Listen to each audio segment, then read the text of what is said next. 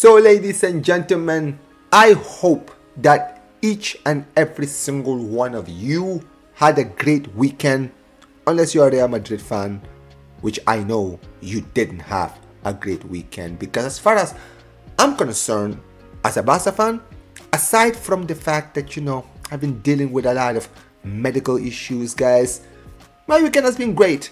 And after the performance we saw yesterday from both Barcelona and Real Madrid, my condition is a lot more better.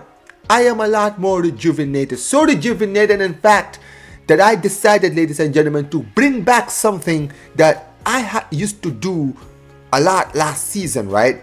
During my match reactions and the day after the game, guys, which I haven't done a lot of these since last season, and I wanted to bring it back because this is something I used to enjoy doing, guys, and that is 3 things we learned from the Celta Vigo versus Barca game. Because listen, yesterday I feel like after the performance, the emotions was high. We were all ecstatic. We were so happy, right, to close the gap in the title race. And sometimes when you're doing the match reactions, you don't always talk about everything that you watch during the game. The little things that you notice that you feel like we could bring back or basically talk about in general, guys. So this is gonna be, guys, a little bit of a briefing, guys, to give you guys some of my thoughts of some of the things that I saw during the game that I feel like a lot of people need to get into or talk about more, guys. So if you guys like that, make sure you guys smash the like button, subscribe to the channel, turn on notifications, and let's go. Robert Lewandowski's return. Ladies and gentlemen, Robert Lewandowski is one of the greatest strikers to ever play the game. In my lifetime, he's truly one of the greatest, right?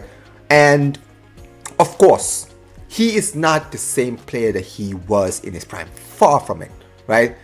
We would be lying to ourselves as Barca fans or football fans if we're trying to tell ourselves that this guy can still do it in top level.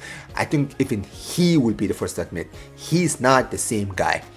But the reason why I consider this guy one of the greatest strikers of all time, because the best strikers in the world, they lose all of their best traits the older they get, which is their power, the pace, their agility, a lot of this stuff, guys, that you train for your life, right? And at some point, father time comes for everybody, and when it comes in, trust me, you're not going to be able to do it at the top level. Trust me, the greatest players of all time have all been there. But there are traits that the greats always have. It's like that one thing that they've always had their whole lives, which no matter how much they age, that never leaves them. It's not as great as it was during their prime years, but it's still there. And Robert Lewandowski, ladies and gentlemen, he is none other but the finisher. Robert Lewandowski is one of the greatest finishers to ever play the game. And more than anything else, despite everything else he's lost during his aging years, the one thing I've always kept on saying, one thing I've always kept 100 with, is the fact that his finishing is incredible. You put him in the box, you give him an opportunity, he will make you pay for it. It doesn't matter how old he is, doesn't matter how much pace he's lost, how much power he's lost. His finishing is incredibly and world class. I mean, take a look at the goals he scored yesterday. He fired us to a hat-trick on his first start since his return from injury, right? Scoring a beautiful penalty, which the goalkeeper tried, but listen, beautiful penalty, beautiful placement. Second goal, beautiful header, right? Striker's finish, absolutely beautiful. Right place, right time, positioning. Those things, you can't teach those. You either have it or you don't. And that final goal, that hat-trick, that for me was the best goal, right? Because I feel like a lot of people are not going to take this into account. If you guys go back and take a look at that goal, look at Lewandowski's positioning when that header comes in. He is not at the pole position. He's not in the right position to head that ball with power. But during that split second of imbalance, he was still able to get his head to it, to the position where the ball would still go on target and basically make the goalkeeper work. And in the end, the gamble ended up working and he ended up getting a beautiful goal.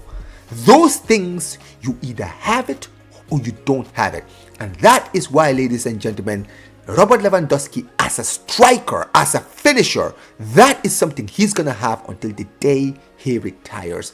Now, obviously, for me, he is our number 9 for this season. I've always kept it 100. Between him and Ferran Torres, he needs to start. Ferran Torres has shown his best work is from the bench. Let him do his best work from the bench. It's that simple. It doesn't have to be rocket science.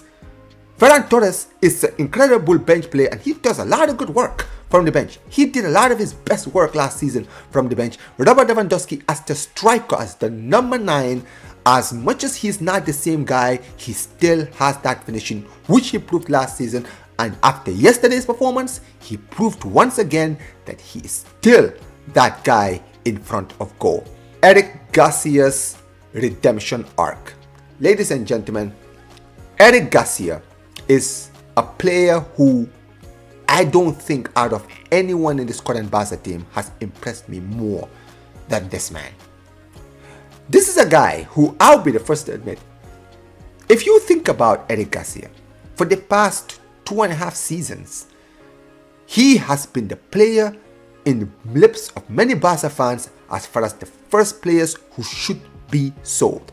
We thought this guy would have left 2 years ago. We thought this guy was going to join Girona on a permanent deal after he went on a successful loan there. We thought that we had gotten rid of him. Even last season when he was in the squad, he wasn't really pulling any fingers. But I have to call it out for what it is, ladies and gentlemen. Eric Garcia has been, if not the best player on form in this current Barcelona squad. Many people might say Rashford, but for me, guys, I am going to choose Eric Garcia, and I'll tell you why. Eric Garcia has had to fill up on both right back and centre back.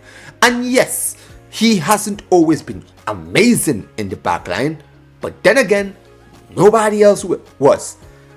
Everyone likes to talk about Inigo Martinez's great form and how great he was in our defense last season.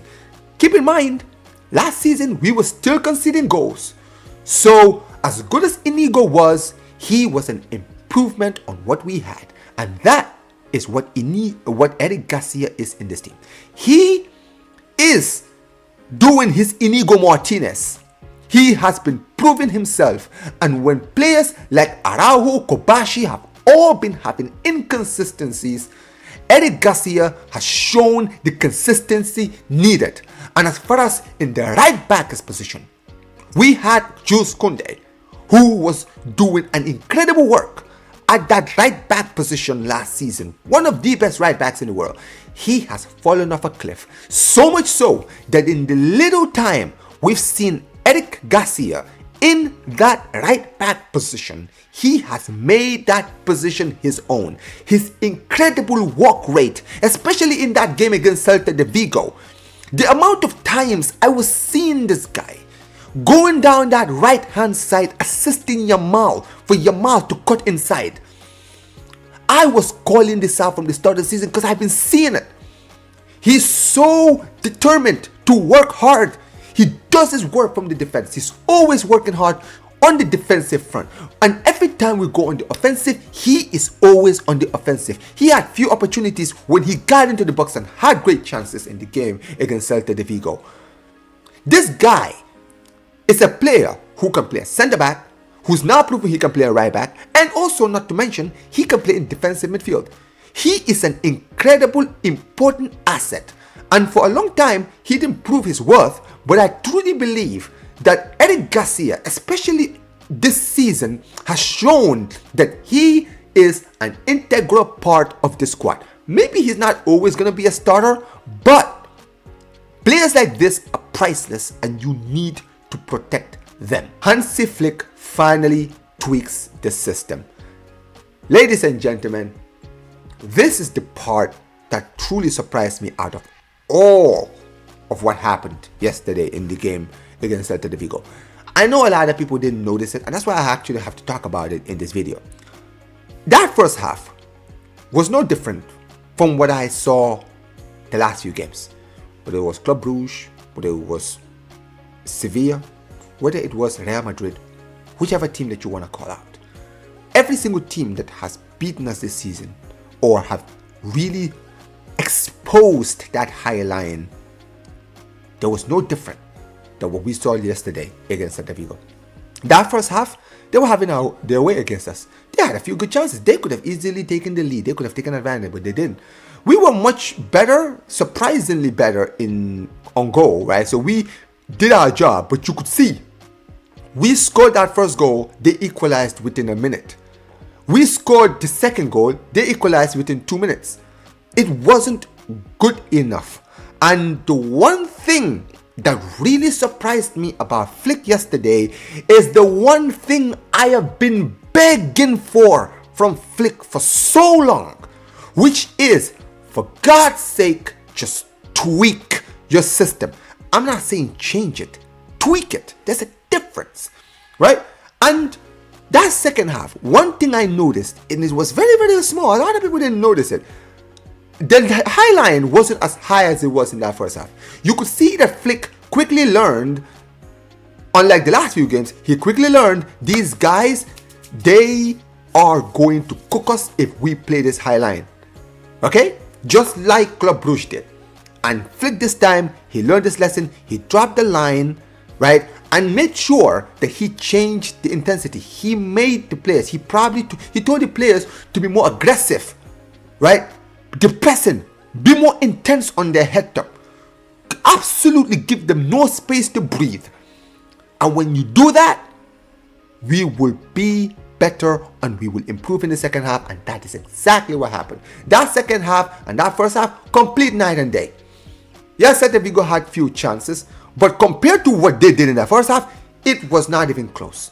We were much better in that second half, and that is partly because Flick realized his mistakes in the back and he changed the formation, he changed the system, he changed it, he tweaked it, he made a few adjustments, and guess what?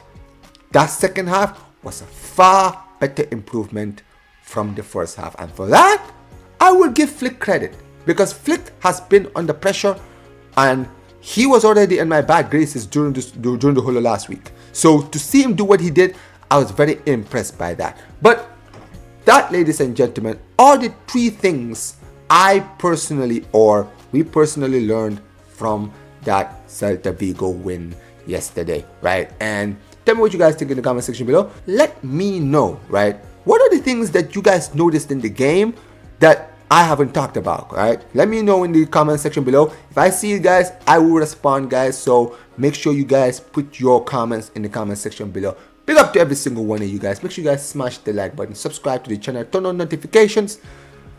And Real Madrid, we are coming for that league title. Watch out. Visca el Barça.